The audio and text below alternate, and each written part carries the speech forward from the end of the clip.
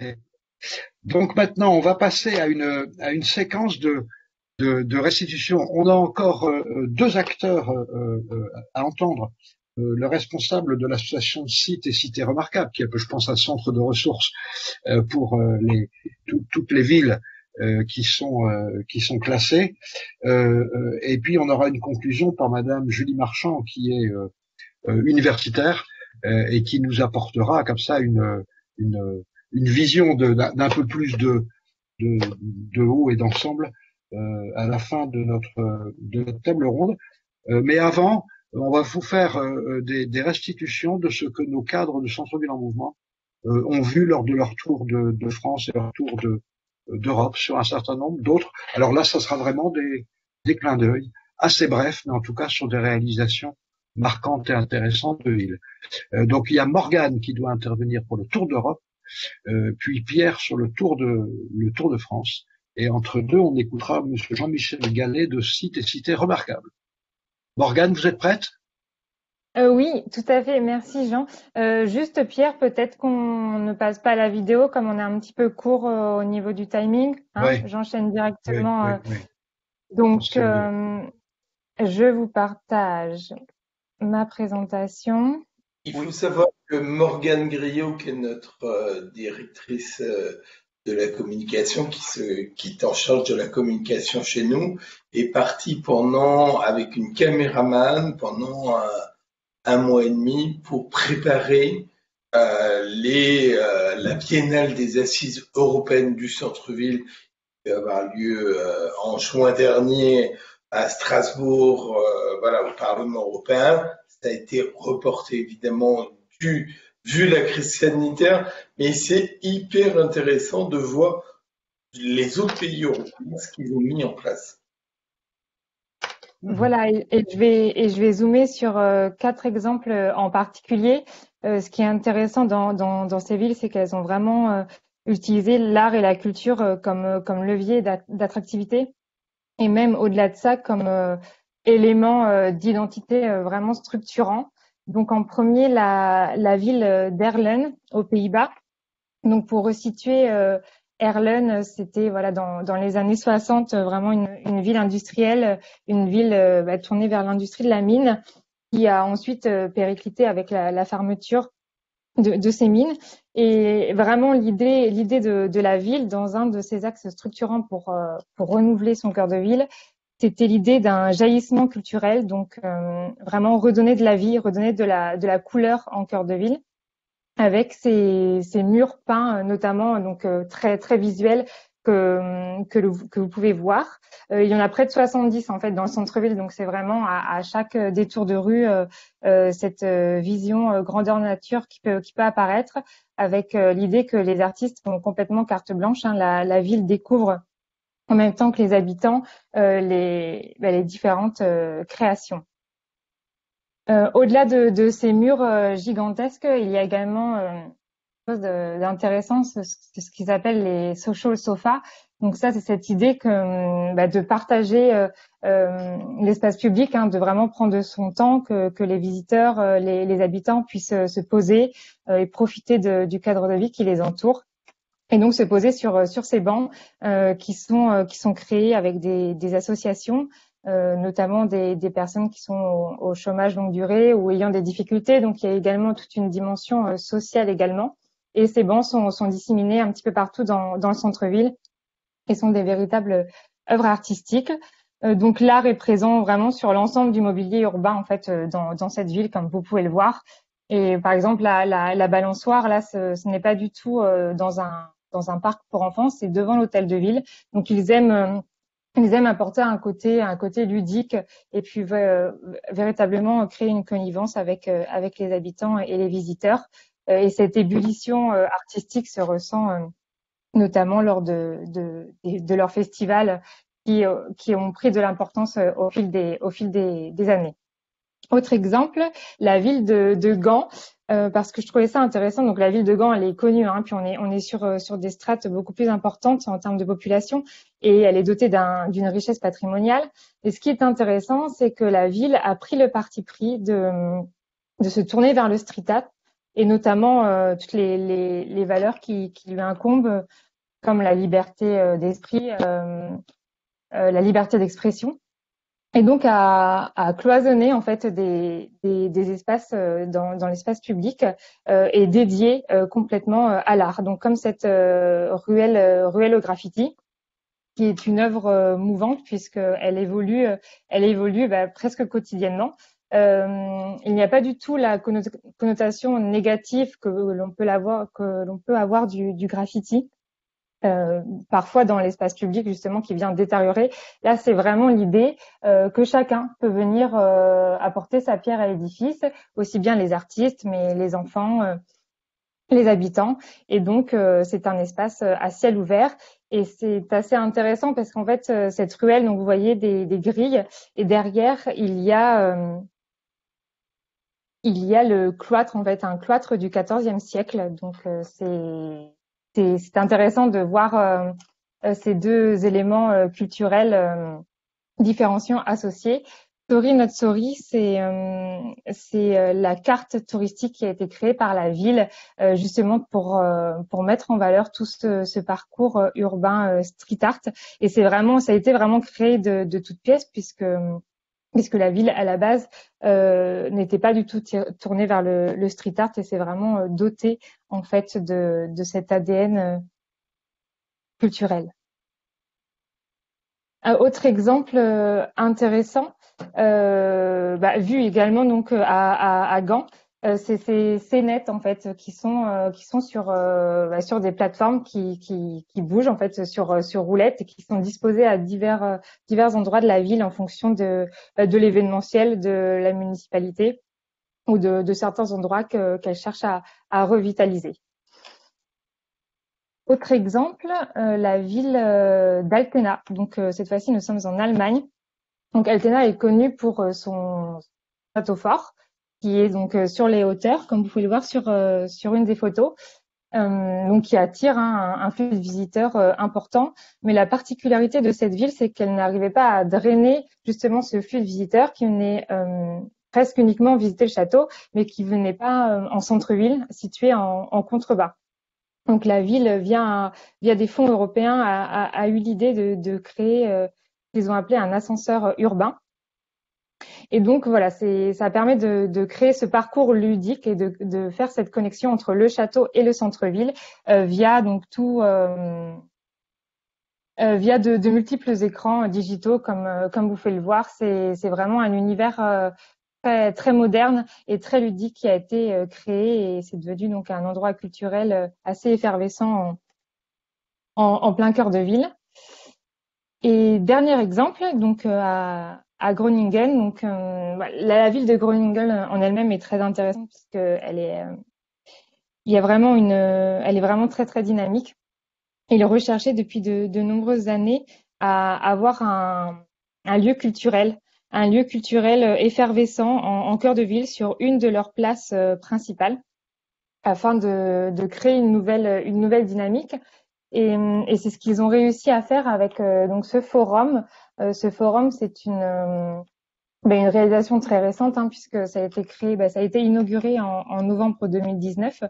Et elle est vraiment atypique parce que quand on rentre à l'intérieur, on se demande un petit peu ce que c'est. C'est à la fois un cinéma, à la fois une médiathèque. Il y a également l'office de tourisme qui s'est implanté dedans. Et donc, elle est vraiment dédiée aux arts numériques, aux arts visuels. Donc, on peut voir là les casques de réalité augmentée. On peut voir, il y a des imprimantes 3D. Et également sur une photo, vous pouvez apercevoir des mises en scène. En fait, ça permet à tout le monde de faire du montage photo et de laisser libre cours à certaines réalisations. Et c'est un lieu qui a pour vocation à être ouvert 24 heures sur 24. Donc voilà, en plein cœur de ville. Et c'est toute cette énergie, elle se ressent bien évidemment partout dans le centre-ville. Et j'en terminerai là. Là, c'est dans une rue commerçante, donc à 2 pas du Forum, à Groningen. On voit des hologrammes donc qui apparaissent à la nuit tombée avec Welcome. Et puis ce cœur ce cœur réfléchissant qui est alimenté tout au long de la journée par l'énergie solaire et qui, à la nuit tombée, scintille. Voilà pour les exemples qui pouvaient être intéressants Merci, de vous présenter. merci beaucoup, Morgane. Donc après, Pierre Creuset donc va parler d'exemples français, mais entre-temps, nous allons accueillir Monsieur Gallet, qui représente l'association Sites et Cités, et qui réunit, et Cités Remarquables, et qui réunit donc, je pense, les agglomérations, les territoires d'art et histoire, et puis également les communes qui ont des sites classés. Et je présume que vous êtes une association centre de ressources. Et je disais que vous avez comme mission la revitalisation. À vous, Monsieur Gallet. Eh bien, écoutez, alors je vois que Morgane a partagé l'écran. Il va falloir faire défiler les images un peu vite. J'espère qu'elle réagira au moindre de mes propos. Merci de nous avoir invités. Je salue quand même Sophie Métadier, Julien, la ville d'Aurillac, bien sûr, qui sont parmi nos membres.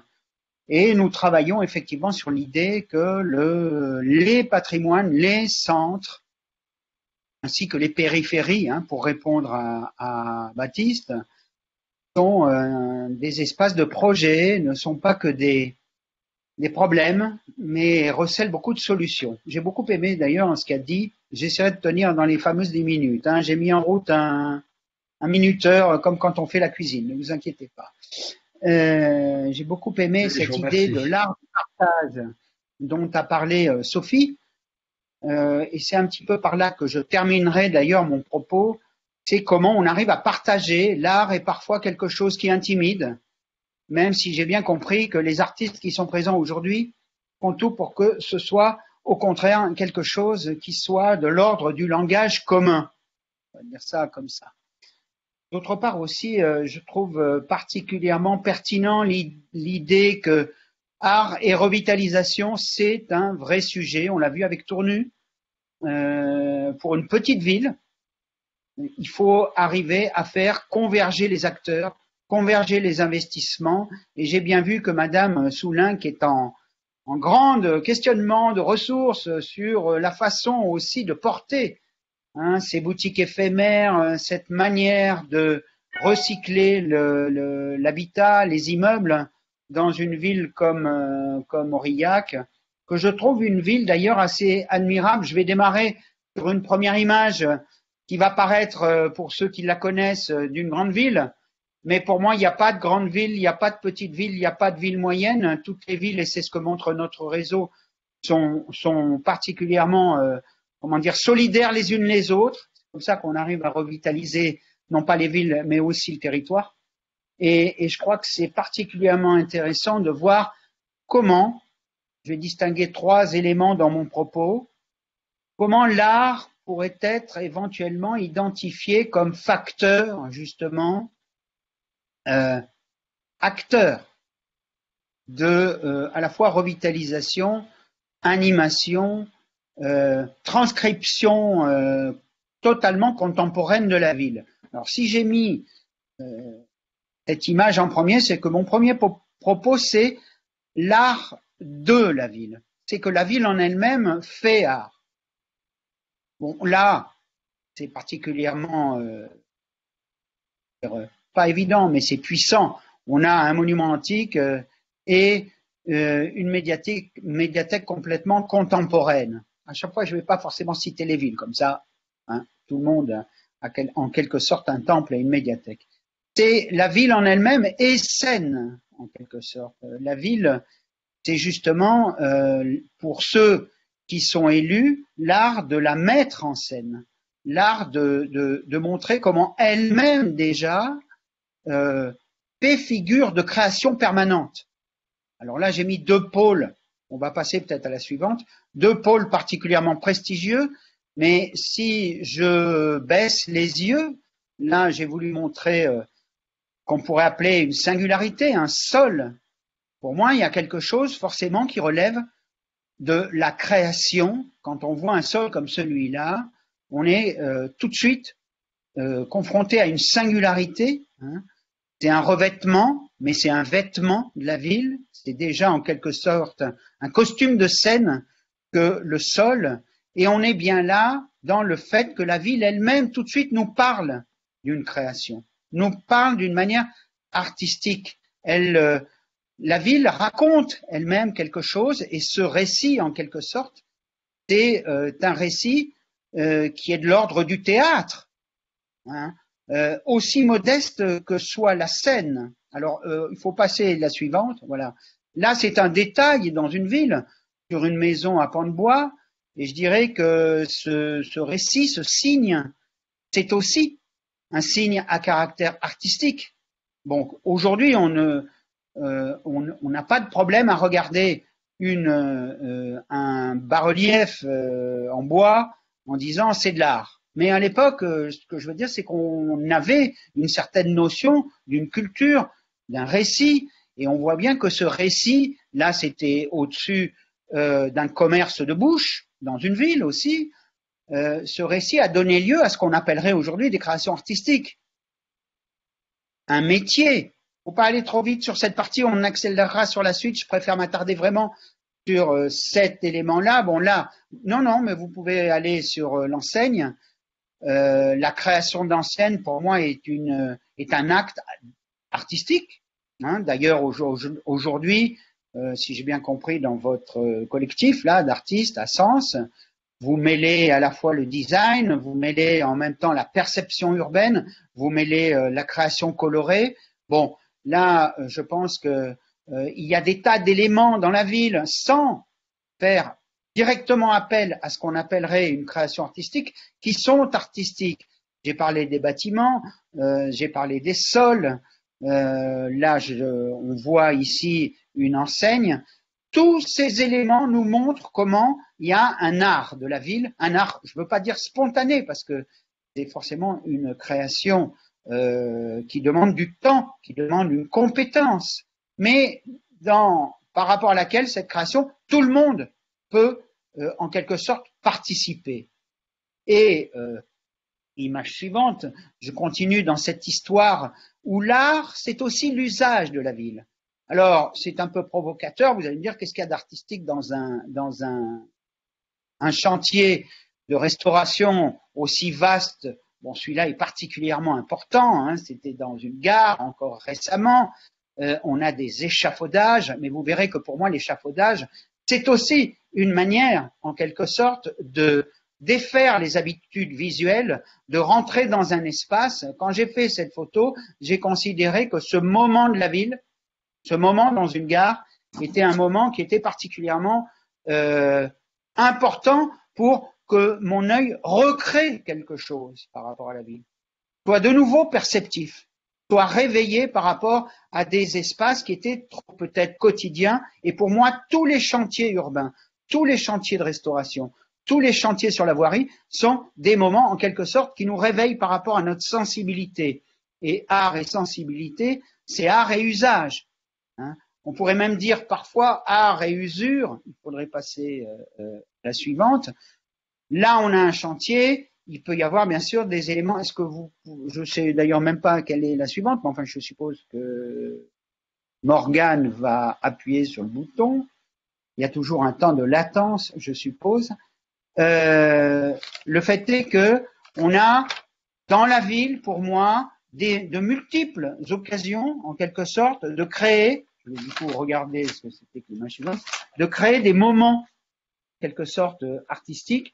Et je pense que ça n'est plus un chantier, c'était une manière d'habiter. Oui, c'était même une image qui était plutôt basée sur un chantier paradoxal, on va dire, dans la ville.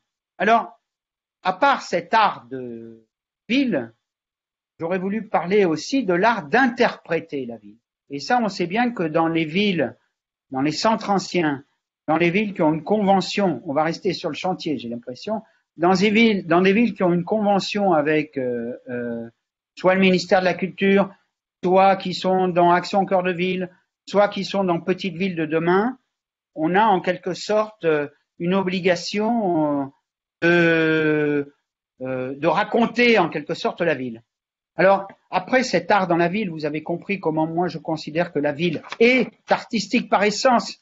Ça ne veut pas dire qu'elle n'a pas besoin des artistes, hein, mais elle raconte quelque chose. C'est justement passer à cet aspect, c'est que je voulais, bon, on est passé un peu vite, mais là on est dans une forme de récupération, d'interprétation en fait de l'art dans la ville. Bon, vous aurez tous reconnu une capitale de région, même si elles sont deux maintenant. C'était cette manière dont un architecte a voulu faire appel à une œuvre d'art pour la réinsérer dans un tissu urbain, où en quelque sorte l'art devient presque l'art de la récupération. Bon, j'avais des images un peu plus, on va dire, favorables à ce type de démarche, mais je crois que c'est, voilà, le minuteur, je crois que c'est très important, après le fait d'avoir l'art de la ville, de comprendre que l'interprétation de la ville est une manière permanente pour nous de raconter d'une autre façon l'art tel qu'il s'est développé dans nos territoires. Ici, on est à Rodez, et je voudrais simplement vous montrer comment une banque a voulu, en quelque sorte, récupérer la démarche artistique qui s'était développée il y a des millénaires dans sa ville pour la réintroduire dans les murs de sa propre ville. Donc, l'art d'interpréter la ville. Et j'en terminerai sur l'art dans la ville. C'est celle dont vous avez parlé à Sens. Bon, ici, on est à Angoulême. Monsieur Farama en a parlé aussi. C'est des festivals, des manifestations. La bande dessinée à Angoulême. Ensuite, on était là à Chartres, dans justement les nuits lumière à Chartres, ou bien la manière dont on a su animer les villes avec de l'art. Et j'en terminerai par le fait justement de cette conciliation entre artistes et habitants. Alors, l'image peut paraître un peu paradoxale, un peu provocante, mais une grande question s'est posée par rapport à la manière dont on vit l'espace public. Et dans certaines villes, il y avait eu, par exemple, des arrêtés contre l'étendage des linges aux fenêtres, qui pouvaient paraître d'une certaine façon soit une manière de se déshabiller en quelque sorte, soit une manière d'exhiber un peu trop l'intimité des individus. Pour moi, quand je passe dans une rue comme celle où j'ai fait cette photographie, ça veut bien dire que l'art, c'est aussi, je dirais, l'art d'être là, d'habiter une ville, d'être dans la ville. Et au-delà de la création artistique, on voit bien qu'il y a une manière spontanée, j'en reviens à ce que je disais au début, quand on use la ville, quand on vit dans la ville, ben d'une certaine façon, on est déjà en train d'être créateur artistique. Et je trouve que l'étendage des linges aux fenêtres me raconte beaucoup de ce qui se passe de l'autre côté du mur, et j'aime cette porosité de la ville. L'art n'est pas qu'un habillage. L'art est justement une manière de faire un miroir entre le dedans et le dehors, et entre notre intimité et ce que nous partageons avec les autres. Et je crois que c'est, pour moi, en tout cas, cette image qui n'est qu'une simple anecdote urbaine est quelque chose qui manifeste justement de l'artistique aux manières du partage dont vous parliez à Sens entre artistes et habitants. Et la dernière image que vous ne verrez pas peut-être, mais qui est ici dans une ville ô combien populaire dont j'aime beaucoup l'espace public, et cette fois-ci on n'est plus en France, on est en Italie, dans le sud de l'Italie, à Naples, où un Français a été faire une démonstration flagrante de son talent qui a été partagé avec les habitants, qui n'hésite pas et lui-même a donné l'autorisation à ce que l'on dessine sur ses propres dessins et ses propres créations. C'est Ernest Pinon Ernest. Donc, un artiste qui a particulièrement eu l'intelligence de la rue, l'intelligence du dedans et du dehors, l'intelligence de l'habitant artiste.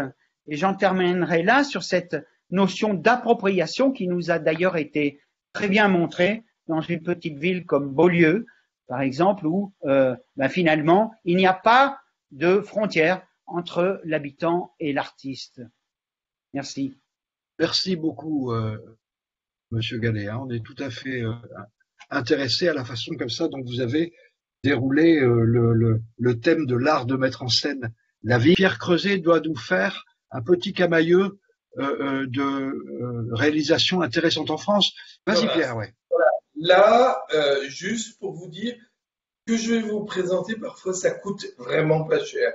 Là, c'est des pots de peinture et c'est 2 rues les pavés ont été repeints et je trouve ça hyper intéressant parce que il y a plein de gens qui passent et qui disent ah c'est merveilleux, c'est très joli.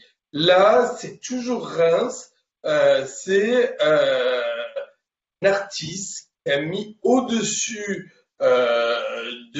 alors ça s'appelle Toy Tour, c'est un conteneur qui récupère des jouets qui sont usagés et je trouve ça très intéressant pour la Croix-Rouge.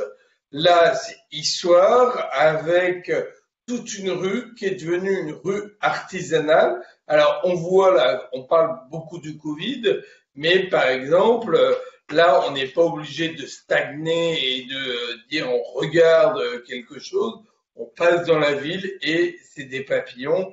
Et sur la droite, mais on en parlera après, c'est une boutique spécialisée avec des artistes qui a été mis à disposition pour des artistes.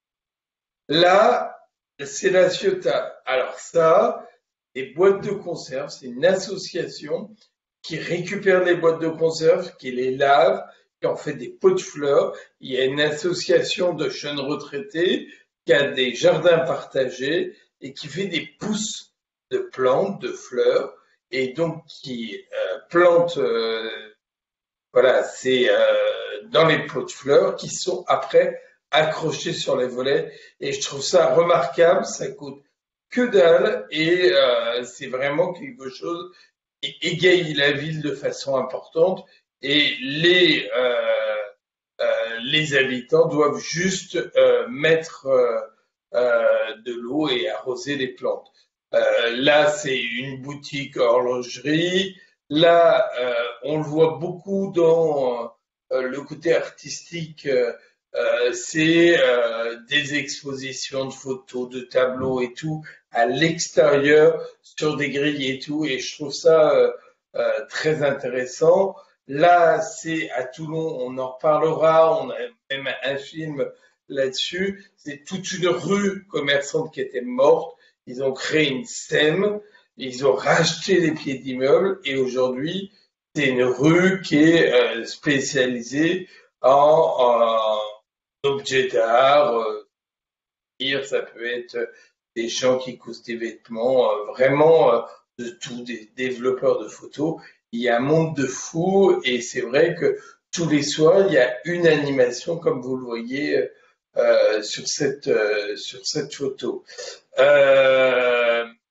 Je terminerai par exemple la ville de Gap, qui est intéressant, c'est un circuit, toutes les places ont une statue, donc c'est de l'art dans la ville également. Là, c'est la ville d'Orléans qui a mis en place il y a quelques années au moment de nos assises en 2017 des totems et ça permet de grâce à un QR code de savoir qui a vécu là, qu'est-ce qui se passe à cet endroit. Donc c'est réservé à la culture.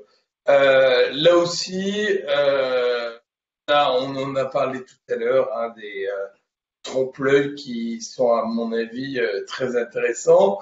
Là, c'est la ville de Rennes qui est en train de refaire tout un quartier et qui a mis des hermines et donc c'est sympa, c'est accueillant, voilà. Là, et pour finir, c'est la ville d'Avignon qui a un festival qui s'appelle Hélios. Et vous voyez, toute la ville est transformée grâce à la lumière. Voilà, j'ai terminé. Oui, merci beaucoup Pierre hein, pour cette promenade rythmée.